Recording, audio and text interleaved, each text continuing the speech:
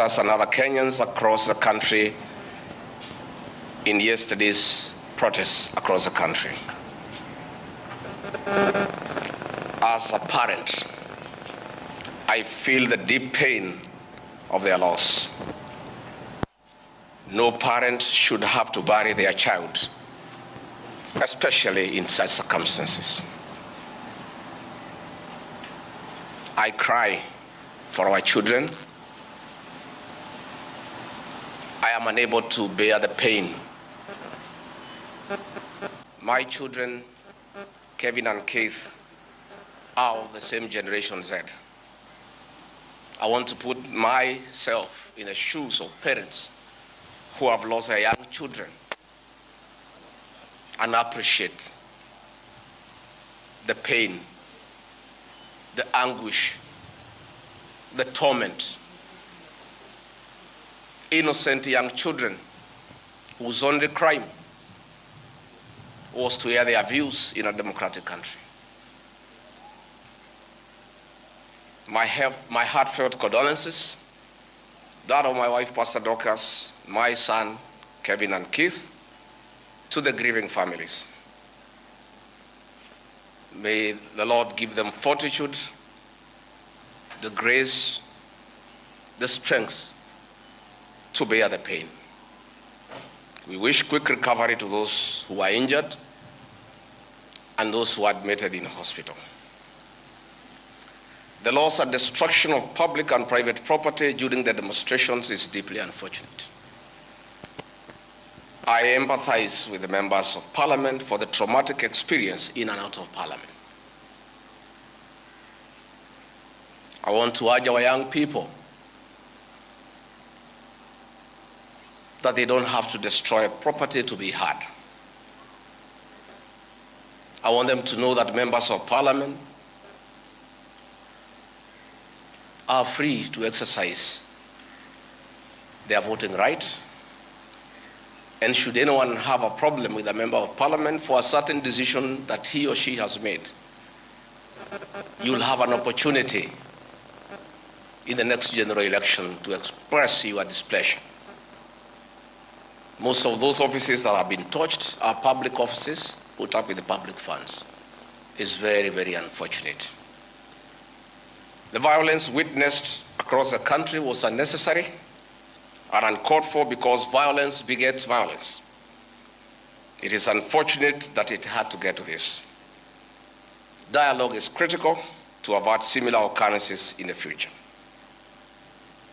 It is now time for restraint and reflection to avoid recurrence of these unfortunate and unprecedented events. The decision by our President this evening to withdraw the finance bill after listening to the people of Kenya is the new beginning that should nurture the culture of consultation and engagement. The President, in his own admission, has listened to the people and admitted there was a problem, that the people were opposed to the bill in its entirety.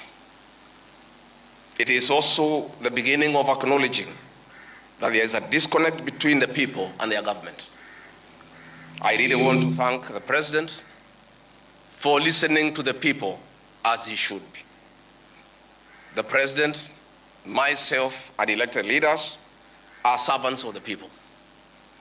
Going forward, this should be the norm, listening to the people. I'm on record for the last 3 months of asking leaders to listen to the ground. And I'm happy that my boss, my President, has listened to the people of Kenya. As a truthful and an honest man, I must acknowledge that we must engage Generation Z and other young people and all Kenyans, including the church, business community, on critical issues facing them. It seems that either we have not listened enough or we have not communicated our intentions effectively, yet many have voiced their concerns. I would like to take this opportunity to ask our leaders to stop the culture of castigating the people with different views and opinions. It is time for leaders to tone down and stop the habit of talking down to the people. And this brings me to the critical issue why I've got this press conference. As Deputy President of the Republic of Kenya, I and President William Ruto were on the ballot and were given a mandate by the people of Kenya directly. I am an elected Deputy President, I'm not appointed. I therefore have a responsibility to the people of Kenya, and that responsibility is informed by my belief that honesty and truth are critical components of leadership.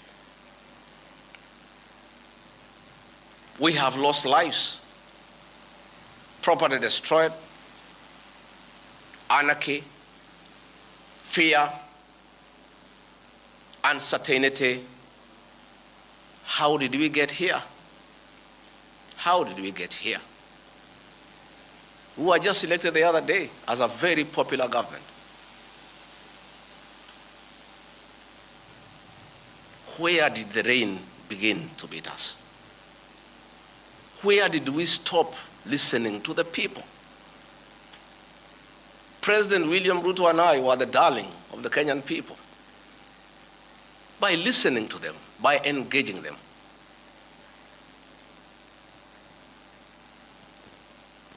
And as a government, we have established institutions to ensure we not only listen to Kenyans, but also genuinely understand their concerns. We invest significant resources in these institutions, particularly the National Intelligence Service, for this purpose. It is clear there has been a failure in the intelligence and advice we are receiving, particularly concerning crucial government policies. The President of the Republic of Kenya today has admitted that it has come to his attention that the people of Kenya did not want anything to do with the Finance Bill 2024.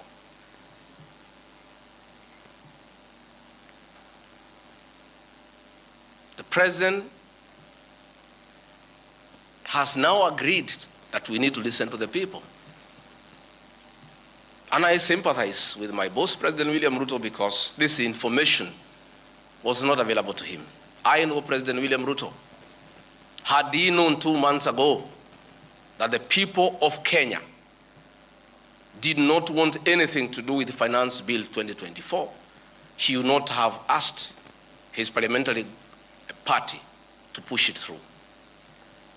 Yet, we have an organization paid by the public to give him and government such information. And that is where the problem is. We have a dysfunctional National Intelligence Service that has exposed the president, the government, and the people of Kenya. Had the National Intelligence Service briefed the president 2 months ago about how the people of Kenya feel about the Finance Bill 2024, so many Kenyans would not have died. Property would not have been destroyed. Offices would not have been touched. There would have been no mayhem. But they slept on the job. It had to take people to die, property to be destroyed, protests across the country for the president to know the truth of what the people of Kenya feel. Yet, there is an organization paid for by the public to brief the president and the government about the feeling of the Kenyan people. Officers of the National Intelligence Service, officers of the National Police Service have told me in confidence they did not get advance intelligence briefs about the magnitude of the protest in Eldoret, in Kericho, in Nairobi, in Githurai, in Embu, in Nyeri. Since independence, there has been protests around Parliament. Never have protesters invaded and gotten inside Parliament. Senior officers have told me in confidence they did not have an advance intelligence brief about the intensity of the protest so that they prepare in advance. The National Intelligence Service slept on the job. And the problem is simple. The Director General of the National Intelligence Service, Nuruddin Haji, was a junior officer in the National Intelligence Service before he was appointed as DPP. When he was appointed to the office of the Director General, because of inferiority complex, he chased away all the people who were senior to him when he was in the service, therefore crippling the capacity of that service and making it dysfunctional. 3 directors were chased away and reassigned to desk jobs in ministries across government. 13 assistant directors, men and women with proven track record of intelligence collection and analysis, were removed from the National Intelligence Service, leaving a shell under a clueless Director General who has no capacity to run the organization. And that is why the security sector was caught off guard by the intensity, the anger of the Kenyan people, the agitation of the Kenyan people, the resilience of the Kenyan people. Had Nuruddin Haji done his job, we will not be where we are today. He has no capacity. He is out of the country most of the time on business trips. The country is on its own. My boss, President William Ruto, is exposed that he has to back down and admit that he has hurt the people of Kenya. Yet this matter has been in public domain for the last 2 months. I want to say that Nuruddin Haji must take responsibility for the deaths that occurred. He must take responsibility for the mayhem. He must take responsibility for failing President William Ruto. He must take responsibility for failing the government of the Republic of Kenya.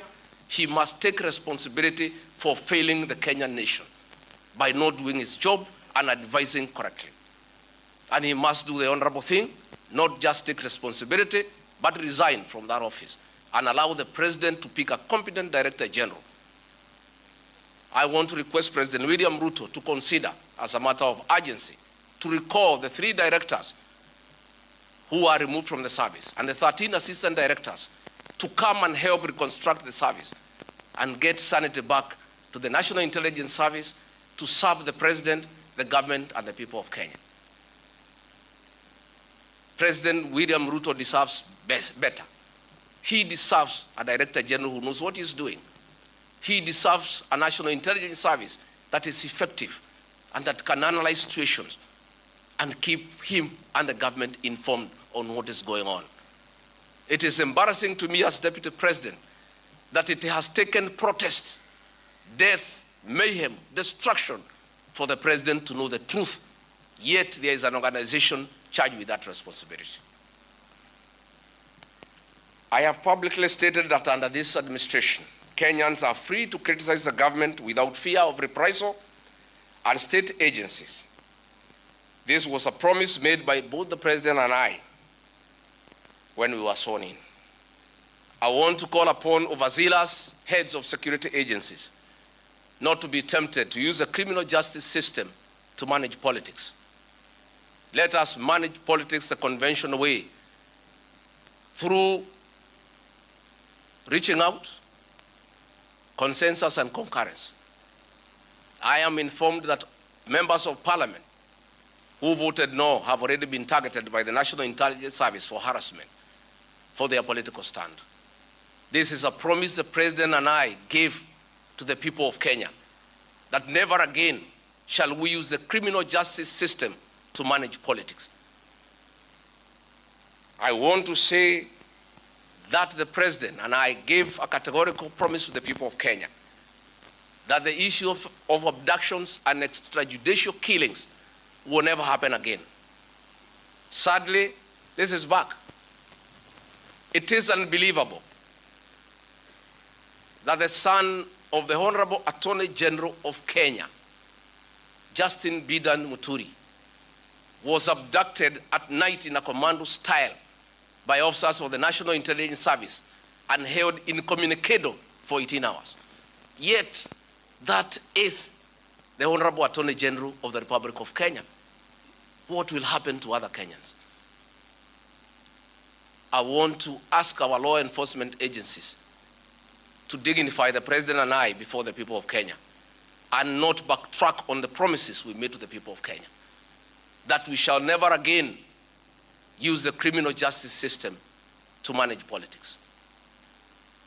Yesterday, Nurdin Haji was trying to put up a team together to craft lies and propaganda and attribute the chaos that were in the country to leaders, I included, former President Uhuru Kenyatta and others. Yet it is very clear, and the President has admitted, that these protests were caused by the anger of the people of Kenya and their refusal of Finance Bill 2024.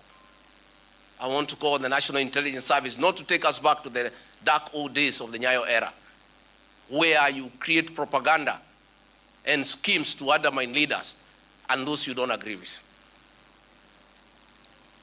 I want to say in conclusion,